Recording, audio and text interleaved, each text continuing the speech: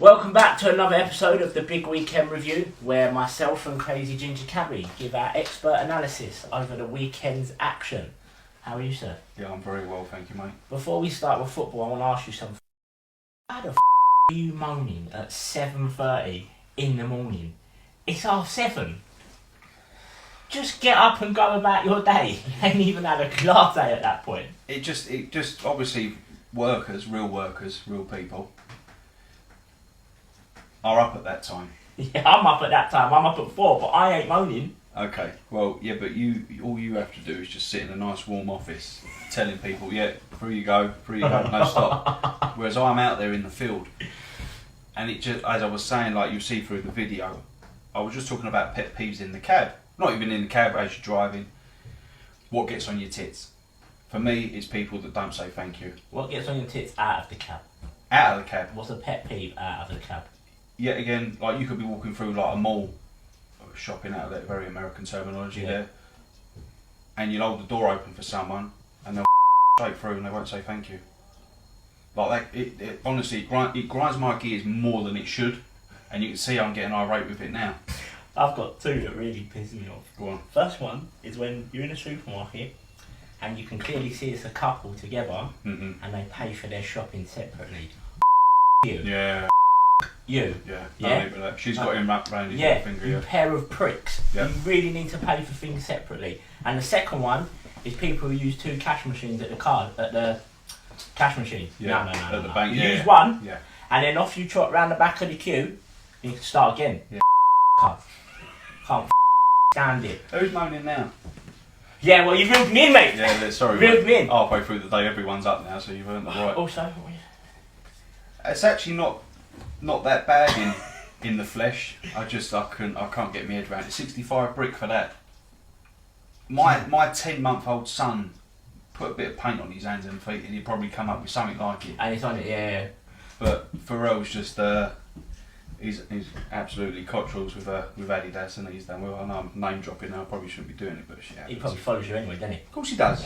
Big man. One of the few. Alright, right, let's talk football then. Let's start with Harry Kane. Is he clever or is he a cheating prick? I'd say somewhere in between. Clever if you're a Tottenham fan and you're pro Kane. Cheating prick if you're And you're on cocaine? if you're pro. I thought you said if you're a Tottenham fan and you're on cocaine. Yeah, if you're pro Kane, pro Harold.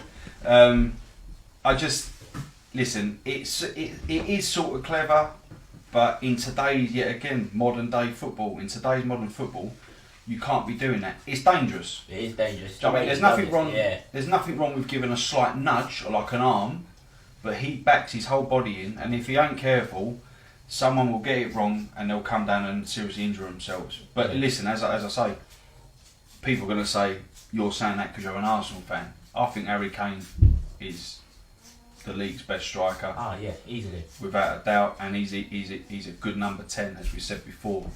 I just think bits like that in his game he doesn't need to necessarily do. Who's cutting onions? Bro, what are you doing? Why are you making noise? You're cutting carrots. It's normally Nanny. What are you doing? I don't do anything. You're spraying. I spray tan. But I can hear it. Why are you necking? The thing is with that though is when you look at, it sounds clever, like leaving your foot in to get clipped is clever. I think Callum Wilson done it the other day. He left the foot and he knew what he was doing. He said it after the game. I've just been a bit clever. Thing is with Harry Kane, there's being clever and then he specifically looks. He's done it a few times. At the man, and when they're in the air, then he backs into them. Yeah. It's just, like you said, someone's going to go over him. It's going to take a split second of missed timing. Someone's going to go over him and break their neck. I do think in a roundabout way though that I think the refs, when they have their committee meeting and whatever, when Harry Kane does it again, Harry Kane ain't going to get a penalty. He's not going to get a free kick. It's going to go the other way. It has to go the other way. And then he will start probably stopping it. Stop it for a little bit, then start doing it again. He will do it again. But yeah, listen, we're not digging Harry Kane out here, but it's just that part of his game, just be a professional and just be a bit mindful of what's going on around you. I think, do you know what I mean? Yeah, no, I agree, because like you said, I think he is the best number 9 in the league. Yeah. But that there is just, it's just a split second where things can go wrong, and we're not talking about, because of the way the tackle is off tackle, it's not going to be a sprained ankle. It's going to be a broken neck. It's going to be something down to your back because he just clattered. They go all the way over. Lallana's one. When you see it in full speed the other day, you see Lallana drop. You think to yourself, he's in trouble. Whoa. Yeah. He's got to stop doing it. Right, next one. I'm going to save Arsenal until last because. Well. Just because we're gonna. We have to. Let's talk Jamie Vardy. He's showing people that the older you get, the better you get. Yeah. You get better with age, like George Clooney. You get better with age. I'm not comparing Jamie Vardy to George Clooney. I'm just saying. No. We can think of someone different. Okay. Brad Pitt. No, someone ugly. Oh, Martin Keown. Sorry, Keown. Fucking hell. No, actually, last night I watched him against Leeds and he's just incredible. And it's not people say he relies on his pace, as you said. It's not just his pace though, because the runs he's making are so intelligent, it's unbelievable. Do you know what I mean? Yeah, it's proof that when you play amongst the elite, he's more than just not pace in your face now. He's got a brain about him, like the goal that he set up for Barnes like yesterday. It's such clever football. Like it's who he's been wrapped around. It's the coaching, and it's just a shame that he's decided to give it one of them for England. The England international. But he don't look like he's slowing down. No, but then I think that's in the brain. It's the way you get into space, and you probably think that like a year or two ago he wouldn't have been in that position. His pace would have got him there, but he's already in that position. So you're automatically thinking, oh, he's not losing his pace. But I just think his brain works a little bit differently now. What, 32, 33? Yeah, 32, 33, he's up there. So, but he's got to do that. These quick players do have to sort of like alter their game a little bit, and I think he's doing it unbelievably well. Yeah, and then I see the stat last night that since I think it was last August, he scored more goals than everyone in the league. Yeah. 30, and then surprisingly second was Danny Ings. Daniel Ings, what a player! Yeah, he's come on leaps and bounds, isn't he? Compared to where he was when he was at Liverpool, you think that's it, that's him done. Yeah. And now look at him. You thought he was just there for the gravy train, just like I'm at Liverpool picking up a wage, but he's gone to Southampton. So, looking back on it now, how much do you wish we got Vardy? Do you wish we got Vardy? I don't like to live in hindsight too much. At the time, Vardy didn't suit the way we played football, and even now I don't think he would suit it. He probably would. I don't, because we're a bit more of like a counter-attacking side in the aspect. So not really. Aubameyang, you can't look what we got instead. Yeah, no, really, totally. On the line, so totally. And I think the way we play with Lacazette up top, holding it up, who the that now? Tell him we're on set. If that's your mum. No. Where Lacazette, the way he's holding the ball up, Vardy hasn't got it in his locker, but it's a different type of forward play, isn't it? So even Lacazette, I think, is stronger at doing that, and I do think people underappreciate what Lacazette does for the side. Do you know? But people think, oh, look, he should score more goals, but we got a striker in Aubameyang that scores the majority of our goals. Lacazette does his bit. But it's the hold-up play that everyone thought, oh, when we sold Giroud, no one's going to be able to hold up. Lacazette, he's graft as well under Arteta. Giroud's hold-up play was the best, second to none. I don't even think it comes close. Giroud's probably the so best. Elegant. He's probably the best hold-up play I think I've ever seen grace a Premiership. His hold-up play, his link-up play for such a big man was just incredible. Mark Hughes was good.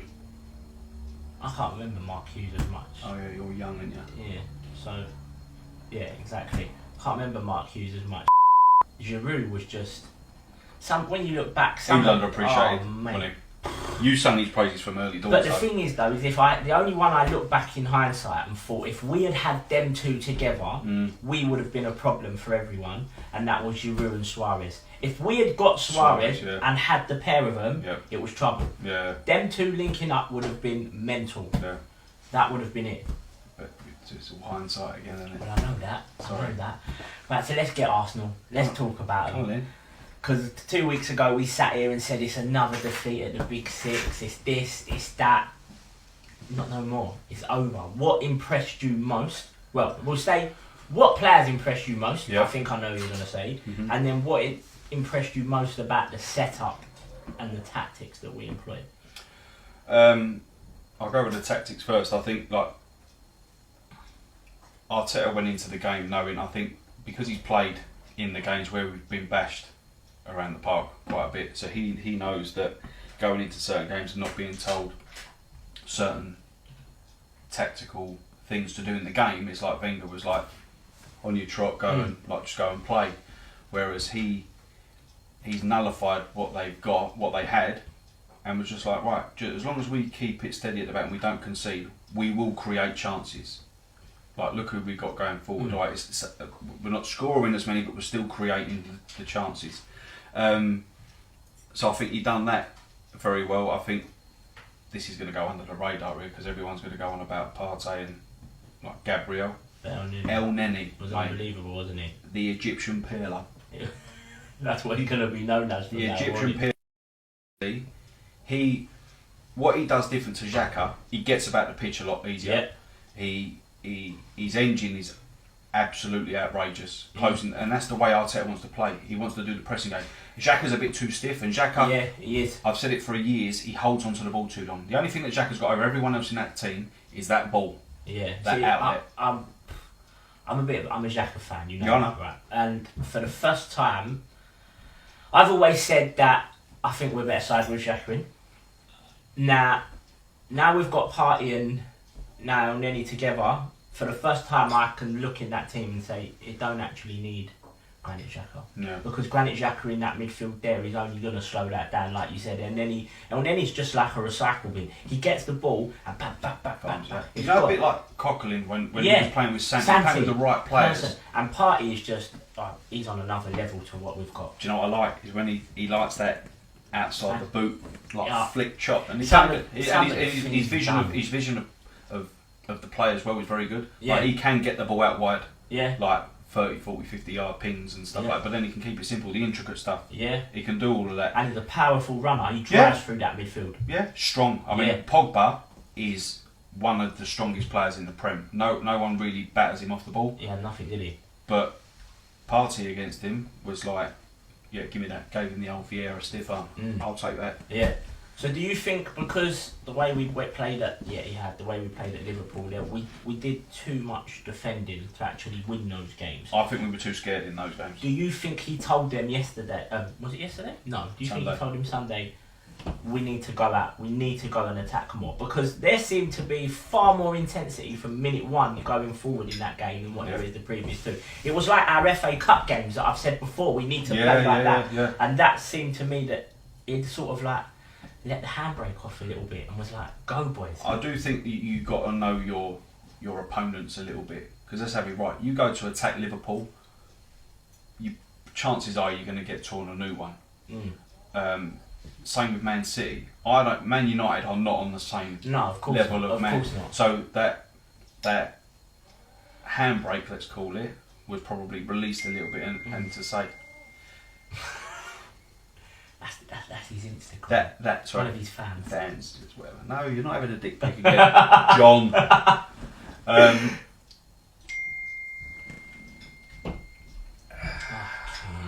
Amateurs. How many dick pics do you want? Amateurs. I just think he knew that at the back they're very vulnerable. Lindelof is dog shit. Yeah. Luke Shaw's crap. Yep. Harry Maguire, he's all over the gap, and Wan-Bissaka is a fucking headless chicken. Yeah. So that back four can be got at. So I think he just was like, get it down, play, and just go forward with a bit of purpose. And I think we've done that a little bit better than we did against Liverpool and Man City. But the Liverpool Man City one, I think, I know people like you said, if you go there, we had chances. I know, but if you go there and if you try to attack them, you're going to get picked off. We know that. But then I'm a bit on the other side that you can't sit there for 90 minutes because at some point they're going to create. They're that good. Yeah. So then it's obviously easier for us to sit here and say, how do you do that? But sometimes I do think it would be better to release that handbrake against them a couple of times because we've done it. We have done it. I know in the FA Cup we sort of waited and picked our chances a bit. But in the league games, we just seem to really sit back and try and defend for 90. Yeah. And that is just what I didn't want to see on Sunday, and I'm just glad we didn't. But like I think he, like as you know, my thoughts on Gabriel. I know, but tell the world. Gabriel is going to be here for 2 years, and he's going to leave. But no, he's brought something. He's what Mustafi wants to be.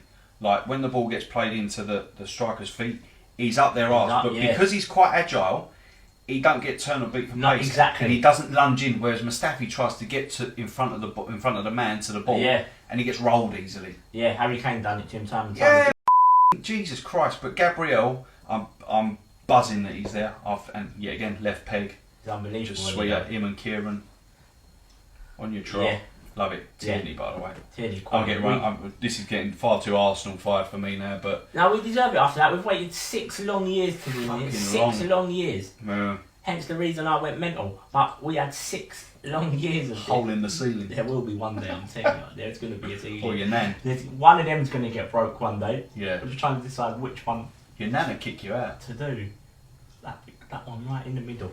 Yeah, but Gabriel, like you said, who was he against? It was Rashford. And do you know what I liked? Because he was booked early. Yeah. Early doors. Didn't stop the way he played though. No, that's it. It didn't change the way he played. He was just a little bit smarter with it probably. Yeah. But that I was sitting there thinking, right, both of our centre halves, weren't it? Yeah. Were booked early on. I'm thinking, this got trouble. Mike Dean, he's going to wait to make this about him. But he did not change the way he played. He was up Rashford's arse time and time again. What I will say is, under Emery, the playing out from the back, I think I can speak for a lot of Arsenal fans and thinking, just get rid of it.